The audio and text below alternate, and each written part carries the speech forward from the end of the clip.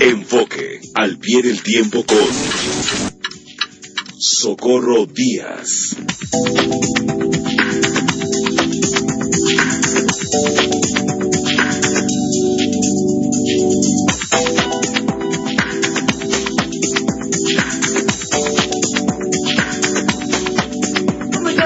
Al pie del tiempo. Muy bien, Adriana. Aquí pues al pie del tiempo, en enfoque y con interés en tratar un tema social, de esos de los más silenciados.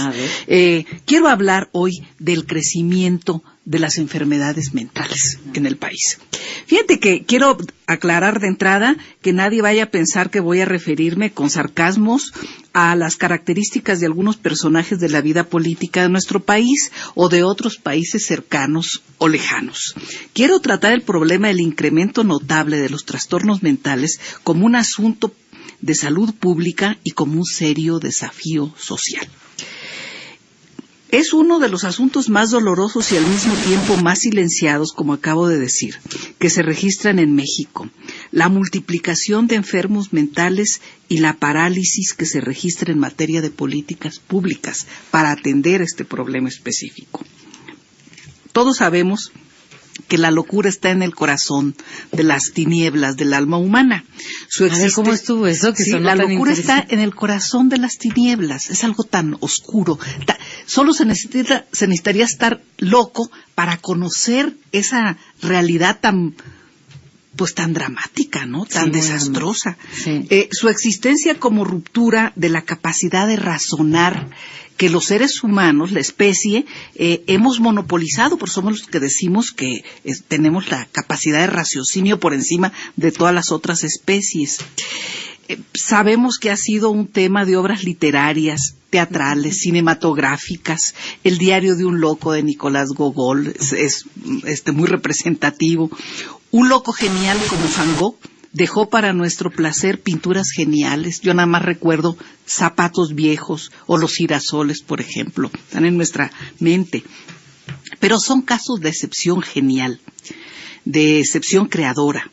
Entrar al problema social es recorrer uno de los laberintos más negros de la realidad humana, de la realidad social e institucional, y quiero referirme a las raíces de este crecimiento exponencial de enfermos mentales en el país. ¿Qué cifras tienes? A ver, ahorita voy a esto. Mira, de unos años a la fecha, esta es la raíz. México dejó de ser un país de paso del negocio de las drogas.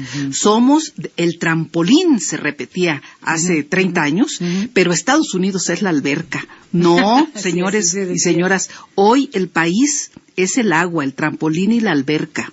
México es un país productor, consumidor y de tránsito de drogas. El consumo de heroína, por poner un caso específico, aumentó en 600%. Marta Romero, investigadora del Instituto Nacional de Psiquiatría, explicó, cogí la nota de Milenio de abril del 2015, que de los 3,000 casos de adictos que había en 1988 al consumo de heroína, hoy, en el 2015, se registraron 172,000 en el país, de 3,000 a 172,000. Forman parte de los 3,5 millones de adictos a las drogas lícitas como el alcohol o ilícitas como todas las demás. Sí, porque el alcohol también es una droga y también causa daño. Pero es lícita. Es lícita. No se incluye aquí a los fumadores, ella no los incluía. El crecimiento mayor de heroinómanos se ha dado en Hermosillo, en Cuernavaca, en Puebla y en Oaxaca, donde se produce la heroína negra, igual que en Guerrero y en todos los estados del Pacífico.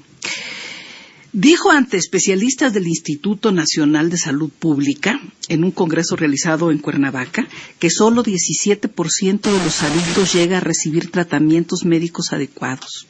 Alertó sobre la vinculación entre la adicción a la heroína y la infección por SIDA. Además, los datos proporcionados en términos de crecimiento exponencial de las adicciones o a drogas duras y sus efectos en la salud pública son para alarmar a cualquiera cuando los da un especialista como ella. Pero más alarmante es oír los testimonios directos en comunidades, en ciudades medias o pequeñas, o en estudios médicos específicos y notas periodísticas sobre el impacto humano y sobre la seguridad comunitaria que las drogas duras y blandas están generando en nuestro país. Se comenta, por ejemplo, la muerte al hilo de jóvenes profesionistas en alguna ciudad específica, arquitectos, médicos, contadores, administradores, abogados, cuyo denominador común era el consumo de heroína negra, o la cocaína, o drogas sintéticas, hechas con sustancias venenosas. Los consumidores murieron y fueron sepultados por familias que no quieren que se medre con el escándalo y el secreto de las adicciones de sus hijos. Es un hecho difícil de negar que el consumo de drogas va de la mano con los trastornos psiquiátricos, con la pérdida de facultades mentales, con la esquizofrenia y otro tipo de enfermedades. Sí. Este es el calvario más doloroso para muchas familias cuyos muchachos se quedaron, como dicen, en un pasón. Sí. No hay suficientes centros de atención especializada para enfermos mentales. En una página oficial conté que en este país, donde habemos 120 millones de habitantes, existen 61 centros de atención psiquiátrica. De ellos, 14 están en la Ciudad de México, 3 en el Estado de México, 2 en Baja California, 1 en Guerrero, 2 en Puebla, 1 en Morelos. En el listado aparece lo mismo el Instituto Nacional de Psiquiatría, que es un centro de estudios importante, que el Hospital Fray Bernardino de Sahagún, y también centros privados para tratar adictos o casas hogar para enfermos mentales. Es una práctica común que por la falta de presupuesto en los centros de atención psiquiátrica de las entidades federativas, los especialistas, por cierto, en el país no llegan a 3,000 psiquiatras certificados, reciban a los enfermos, los recluyan 1 o 2 semanas si son violentos, esto es como se decía antes, locos furiosos, y los den de alta con medicamentos que deben pagar las familias pobres o muy pobres de estos muchachos y son muy enfermos y adictos. Así es. Y que si no tienen dinero, pues no pagan los medicamentos. Pero las instituciones dejan salir a las calles verdaderas bombas humanas, porque los enfermos mentales violentos pueden matar, y lo hacen, a cualquier persona, sea de su familia o que ande por la calle y les toque estar en el lugar equivocado, en el momento equivocado. Así pues, Adriana, yo pienso que en lugar de escandalizar o de solo escandalizarnos por la violencia intrafamiliar y las notas rojas que refieren el asesinato de padres, madres, abuelos a manos de sus descendientes drogados y violentos, los ciudadanos debemos exigir atención institucional adecuada a los enfermos mentales como una forma de limitar la violencia y la criminalidad en el país, porque no hay programas de atención médica preventiva en las instituciones de salud de trastornos psicológicos, porque el tratamiento de los enfermos mentales se da casi siempre en fase terminal y porque es muy defectuosa, como lo acabo de mencionar con testimonios directos que me han dado. Necesitamos limitar la violencia y la criminalidad y debemos atender problemas nuevos, porque el tema de las personas afectadas, de sus facultades mentales, después del consumo de drogas, ha crecido de manera exponencial en el país y es uno de los factores de violencia y de criminalidad en el país. Tienes toda la razón. ¿Qué hacemos?